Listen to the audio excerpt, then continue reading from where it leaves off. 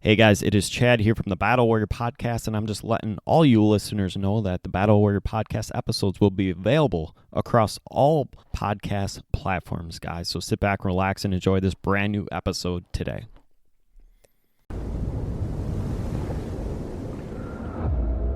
Please beware. The voice in your head is a threat.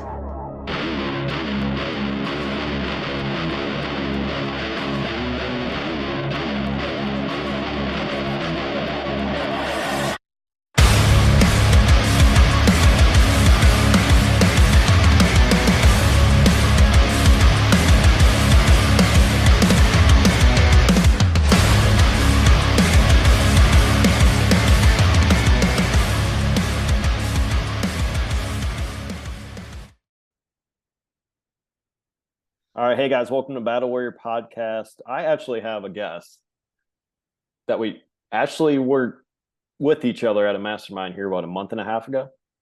Yeah. And guys, his story is phenomenal, but the part that is so sweet now is he's joined what it is after the climb. So like he's at the finish line of what he's currently doing with this project right now.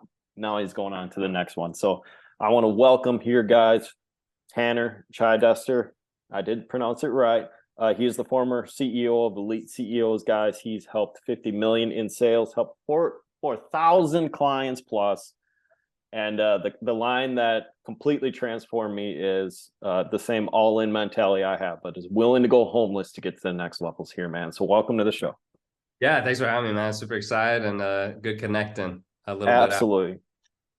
And guys, we're talking about certain things, and you know, at the beginning, this was a business thing, but you know, you expressed a post that resonated with me. First of the year, actually, almost like a New Year's resolution. And I'm sitting here, I'm like, holy shit, it's so simple.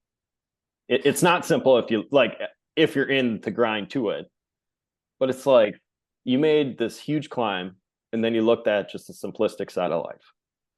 Yeah, it is simple. It's just difficult, right? It's like decisions. Some decisions we have, they're difficult, but they're actually easy from the standpoint of like yes or no, do it or don't. It's just difficult to actually execute. But yeah, more times than not, it's just most people don't want to go through the daily grind. I think that's the biggest thing is the grind is what wears people down and they're not willing to go through it. You know, so building a team, managing a team, training a team, that takes work and it's hard. And you got to do it all the time. It doesn't stop. You can't just train someone and then you never train them again. Very few contractors or employees can do that, team members. So I think that's what I've seen over the years, why most people get stuck. Pretty much anyone, I won't say pretty much anyone, but I've seen CEOs get to 100K. You can pretty much get to 100K a month, one or two people, maybe 3 or 4 max. But you can't get to $1 million a month without a great team. And that's where I think a lot of people struggle because that's actually the hardest part is building teams. And the thing that, you know, he's not a guy that is thinking about doing it, guys. He actually accomplished it. So he's actually learning it from the back end, saying, guys, this is lesson 101 here. So let's tap into the mentality of all in or nothing, which means willing to go homeless, because there's certain financial people, and we can chuckle a little bit because he's very famous, saying save your cash, save for a rainy day, and all it is. And then you have people like me and you are just like all in or nothing. Yeah. I mean, you're probably talking about Dave Ramsey is my guess. That might be the name. Yeah, I mean, Ramsey, I think his heart's in the right place, but his advice is for people who spend their money poorly, you know, who rack up tons of credit card debt, probably with cars and clothes and accessories. The reality is, though, to make more money is easy. It's easier, to make more money than to save money. And I learned that through personal experience. So I remember at 22, I started a business. I had $2,000. At 25, I didn't invest in coaching or anything, and I still had $2,000. And the reason for that is because when you're only making $3 or $4 grand a month, no matter where you live, my rent was $1,000 a month. Then my food was probably close to $1,000 a month. And then I would save most of the rest. But then A, you don't have a great life. So you really hate your life because you can never enjoy it. And then 2, car would break down, insurance, taxes, whatever it may be. And so that 2,000 would then go down to 1,000 or 500, and then it'd rinse and repeat. And so I can never really get ahead, or I can never enjoy myself. Either way, we all need a break sometimes. I think if you go a whole year without going out to dinner one time or taking a girl on a date, that's not enjoyable. And I actually couldn't enjoy my dates because I would worry that if I didn't like the girl, that I'd waste that money that I couldn't afford to spend. So when I started actually making money is when I invested money I didn't have. I got a credit card. I learned skills that I needed. And then those skills helped me make 10,000 in a week. And then I went on to make $1 million in a year. So I just think the difference is you have to decide if you want to just not be poor or you want to be ultra rich. And if you want to get rich, you have to learn skills. And the only way to learn those skills typically is you got to pay for it, because rich people are busy and they're not just going to help you for free. The other reason people won't help you for free is everyone asks for help. So how do they know you're actually going to do the work? That's what I learned. I used to think, well, why don't they help people for free? I'll do the work. Then I realized I was a minority. I realized I'm a 1% type person who will lick the floor if a billionaire told me to. If I thought that'd make me $1 billion, I'd do it. Yeah. So anyways, long answer there, but I agree with you. I think people need to be willing to burn the ships. And when I finally got to that point, that's when I had my most success, because there was no other option. It was succeed or fail, versus before I would always kind of, I could go back to school, or I could go live with my parents, or I could do this. And there just came a point where I was so sick of not progressing and killing myself 16-hour days, making nothing, because my business wasn't doing anything. And I just think people just get there sooner or later. And if you never get there, then that makes more sense to me why people just stay there their whole lives, because they just don't have that drive. But I always had drive to be something great or better than I was. Yeah. And to me, it seems like you know already. So like for me, I know I'm created for something special, like something big. Like to me, normal life's fucking boring, in general. And it's almost like, do you feel it inside of you before you did all that stuff? Or it's like, I'm meant for something different? I think so. I never got jealous when I saw people succeed. I always, even to this day, I always look at, well, if they did that, then I can do it too. Not in a cocky way, but always, I'm not usually that impressed when I talk to someone ahead of me, in the sense that I don't think they have anything I don't have. It's just they went down the right path. They worked a little harder, a little longer, whatever it may be. And I also was bullied as a kid. And I think just innately, when you're bullied as a child, you have a little bit more drive. My girlfriend made the comment the other day. She says, I'm very hypercritical of people. I don't say anything to people, but she'll notice when we go out that if someone looks a certain way or says something a certain way or whatever, that I'm very critical. And she, it was actually an interesting point, but she goes, I think you're like that because when you were young, you got bullied a lot. So you're hypercritical to notice stuff that people made fun of you for. I actually thought that was an interesting point. So that also drove me, because I got sick and tired of being bullied. And so I was willing to do whatever I had to do to not get bullied anymore. So I think it's a two-pronged approach. And I don't want to call it, because mine's a little bit trauma related, but it's almost like, I'm gonna ask you if you have this gift too. When you walk in a room, you can almost read the room without even saying a word. Yeah, I think so. I pick up on people pretty well. I did door-to-door sales. That's actually probably one of the best things I ever did. That taught me a lot about body language and tonality, just reading people's facial expressions. So I think so. It's very rare where I can't pick up on stuff. I think that's actually one of my gifts. I think that's actually part of what makes a great leader, because sometimes people, they're not great communicators, or they won't tell you exactly how they feel. And I think being able to pick up on that is important, because everyone's a little different on your team. And so if you can pick up on that, I think you make a lot of situations go better, if you have that gift. Yeah. And I want to transition here, because I wanted to save the pay per play question. And I know you kind of talked about it briefly about getting the education.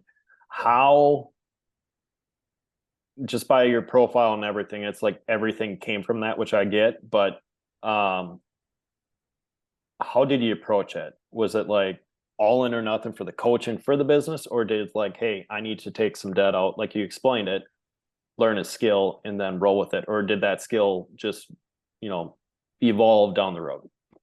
Yeah. So ironically, I learned a lot of the skills I needed before. So sometimes I'll tell people I didn't make any money for 2 years, but if you really look at my journey, I was going to business school. And what I mean by that is I was a server. I was, being taught about ClickFunnels and email lists and all this stuff. I wasn't making any money, but I was learning it. I did door-to-door sales. So when I finally bought a coaching program, they said, oh yeah, just raise your price and get on a call. I mean, once you're done door-to-door sales, everything after that's a joke. That to this day was harder than building an 8-figure company, for sure. That was the hardest thing I think I've ever done or ever will do my entire life. That was so mentally, physically, anything you can think of draining. So I think it came from that. And then when I got to 25, I was just tired of not making progress financially. I made progress. It was just a different type of progress. So I just said, I'll just do whatever I have to do. I'll take out as much credit card and debt as I have to, because I was just tired of saving because it wasn't working. Like I played that game for 3 years and I looked and I said, man, 22 to 25, I had a goal to be a millionaire by 27. I made that goal at 22. And I said, man, I got 2 years left. I'm no closer. So the way I'm doing it isn't working. So I said, I'll do anything. And then that's what made me jump. And some people, it might take longer, they never do. But that for me was enough proof that, hey, my ego was in the way of my success and I need to do something different. So I did. I didn't have anything to lose. The way I look at it is I have $2,000 to my name. How much worse is homeless? It's really not. And you're not going to die. Even being homeless isn't that bad. I mean, it sounds bad. Don't get me wrong. I wouldn't want to be homeless, but you're still alive. You can still go out and make money. You can still breathe. I just think a lot of times it's like anything in life. I've been faced with some difficult decisions lately and recently, even right now. And it's ironic, but we all do the same stuff. We're so scared of what may happen that we stay in a situation that may not even be ideal versus going out to something that could completely change our lives for the better. And we go, oh, well, what if it doesn't work? Well, the irony is you'll just stay where you are, which you're not satisfied with. So, that's the irony. So anyways, for me, that was the turning point. Well, and I kind of look at the masterminds as that, where it's like last year was the first year I invested in mastermind stuff, whether it's, 2-day events where you fly and you see, the, B and all those guys in that whole world, or vice versa, or it's do what we did in November. And everyone was like, oh, you're doing this. Oh, you were in, Vegas for 24 fucking hours or whatever it was. And they're like, why didn't you go on a vacation? I'm like, that is my vacation. Like, that's school for me. And I'm willing to do whatever I need to do to go to that. And I bet you that's the same mentality you had. Yeah. I mean, it's funny because when I first started the business, I put all my money in that. Then I made a little more cash and I had some free money, started buying a bunch of expensive shit. 6 months later, got bored of it, realized that wasn't for me. And now pretty much I'll spend money on some experiences. That's really any of my play money, I call it. I'll spend it on an experience or a night out or whatever. But yeah, things for me really don't get it done anymore. In fact, I can pack everything I own in 2 suitcases. I mean, I don't own anything, and that's how I like it. So yeah, I think for everyone it's different, but I think overall the best money you can spend is on yourself. And then the second best is experiences. I'm not a huge fan of things. Even if you get the newest car in a couple of years, it's an old car. And so that to me is a losing game that you have to continue to play. And so I just stopped playing it.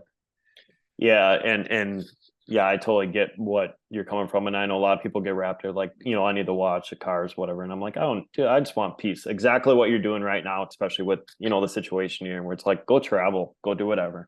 Yeah. Yeah. 100%. To each their own, but that's just me.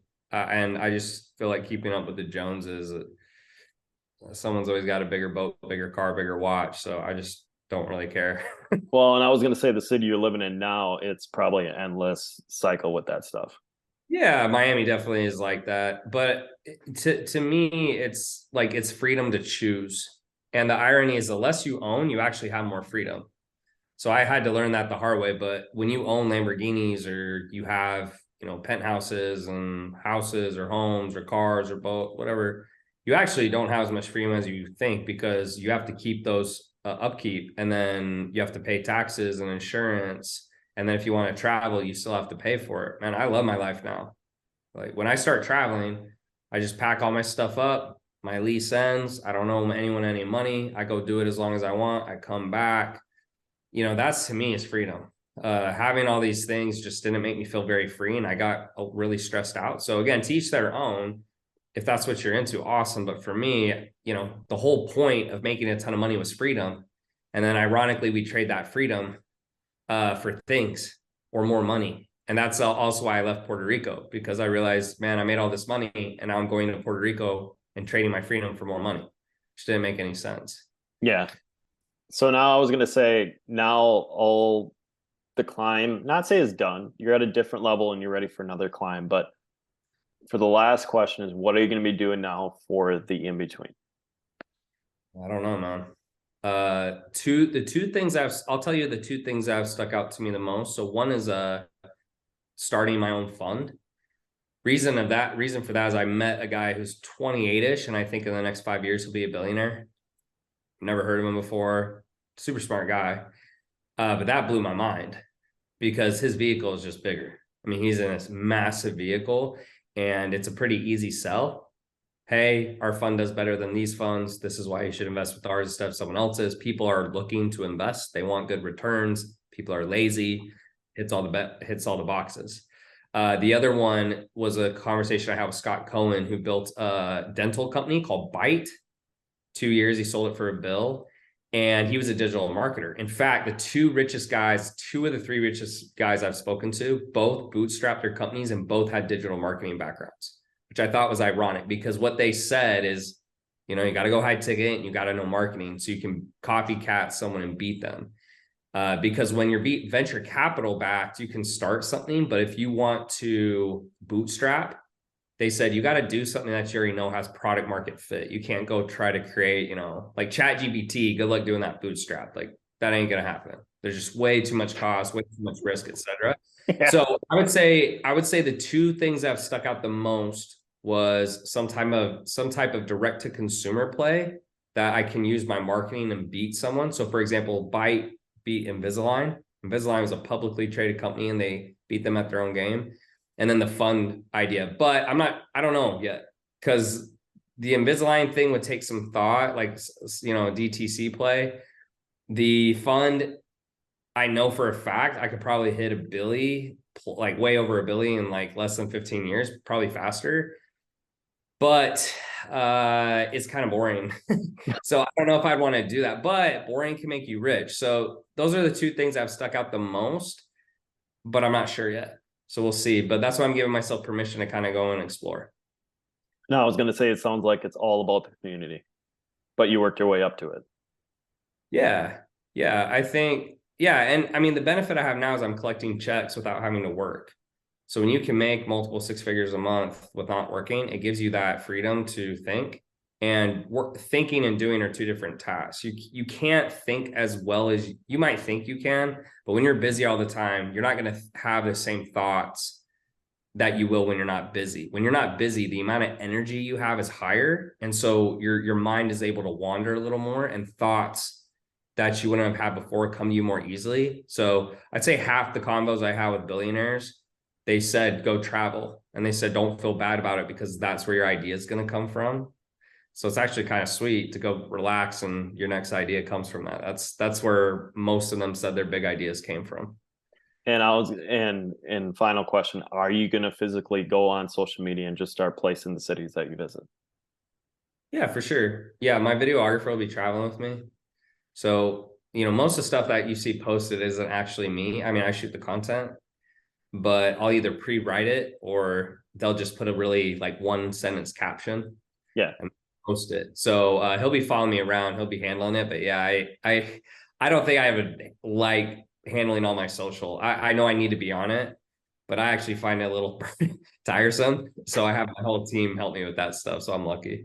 Absolutely, man. And I wanted to say, thank you for coming on the show. We're going to end it here, guys, just for all the value that he had.